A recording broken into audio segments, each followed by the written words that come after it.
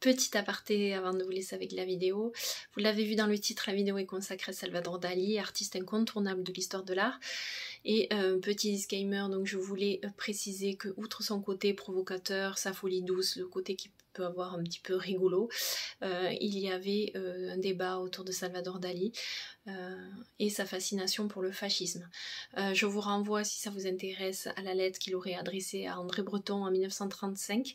Je n'ai pas du tout abordé cet aspect-là dans cette vidéo, car trop compliqué à expliquer pour les enfants. Ça aurait fait une vidéo trop longue, trop lourde, donc j'ai volontairement écourté cette vidéo, mais pour moi c'est essentiel d'avoir cet aspect-là en tête pour apprécier notamment différemment certaines de ses œuvres. Je vous laisse avec Malo et Mila.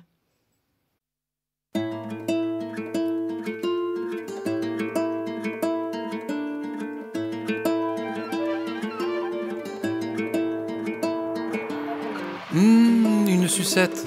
Tu m'en donnes une, Mila? Avec plaisir, Malo. Tu préfères une choupa choups à la fraise ou au cola? Cola, merci.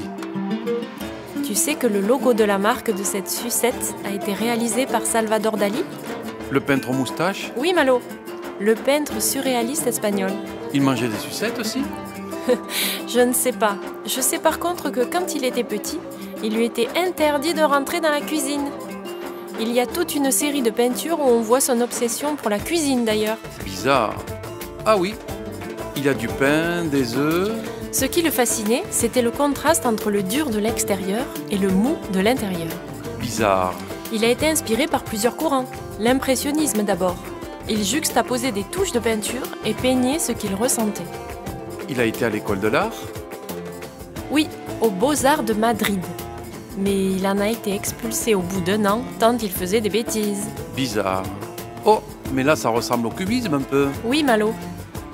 Et là c'est qui? Le poète, Paul Éluard, avec sa femme Gala. Enfin, Gala qui deviendra la femme de Dali. Ah oui, Gala. On la voit dans beaucoup de ses toiles. Elle signe les œuvres aussi avec Salvador, je crois. Oui, car Dali dit qu'elle participe à sa peinture car elle l'inspire.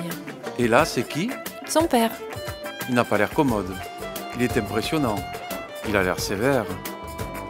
C'est sûrement la vision qu'il avait de son père, avec de larges épaules et de grandes mains. C'est lui qui s'intéresse aussi au rêve et au sommeil? Dali aime le côté sans logique des choses. C'était un artiste très curieux quand même. Et là, ce homard sur ce téléphone, on peut savoir ce que ça veut dire? Je ne comprends pas grand-chose. On met les deux à la bouche. Bizarre. Mouais. Il a inventé une méthode, la paranoïa critique. Hein? Qu'est-ce que c'est ça encore? En fait, c'est voir plusieurs images dans une seule. Il y a beaucoup de détails en général dans ces tableaux. Et on y voit plein de choses, d'objets différents. Mais c'est à devenir fou. Oh! Un canapé bouche. C'était un artiste extravagant qui faisait parler de lui. Dans la suite de sa carrière, il a déménagé aux États-Unis où il a créé des bijoux, des costumes pour des ballets. Bizarre. C'était un touche-à-tout. Alfred Hitchcock l'a contacté pour inventer une scène où un personnage rêve. Il s'inspire beaucoup de l'actualité aussi, je crois. Car là, c'est à la suite des explosions de la bombe atomique d'Hiroshima et Nagasaki. Oui. Là, il veut soi-disant mêler la science et la religion. Et ces œuvres sont à quel endroit aujourd'hui? Un peu partout dans le monde. Mais il y a un musée à Figueras que Dali a ouvert lui-même, en 1974. C'est rare quand les artistes ouvrent eux-mêmes leur musée. Et oui, mais Dali se prenait pour un génie. Ça, je n'aime pas trop. Quand les gens ont trop confiance en eux et se croient plus forts que les autres. Tu as raison, Malo. C'est pas très joli tout ça. C'est d'ailleurs une des raisons pour laquelle André Breton, surréaliste, ne lui parlait plus beaucoup.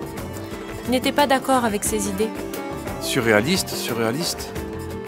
Mais tout n'est pas complètement surréaliste dans les peintures de Salvador Dali. Ça, c'est parce qu'il adorait Léonard de Vinci, Michel-Ange ou encore Diego Velázquez. Et il aimait l'argent aussi, non? Oui, André Breton l'appelait Abidadoyans. Bizarre. Eh bien moi je préfère me repencher sur ma sucette qui est terminée. Tu m'en donnes une autre? Mais non, Malo, une à la fois. Oh, demain alors? Peut-être.